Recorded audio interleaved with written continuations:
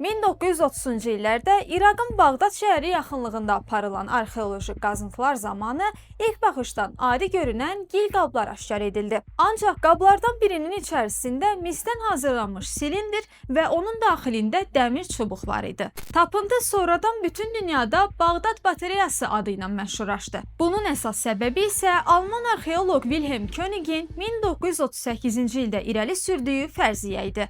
König hesab edirdi ki, bu qurğu qədim elektrik elementi ola bilər.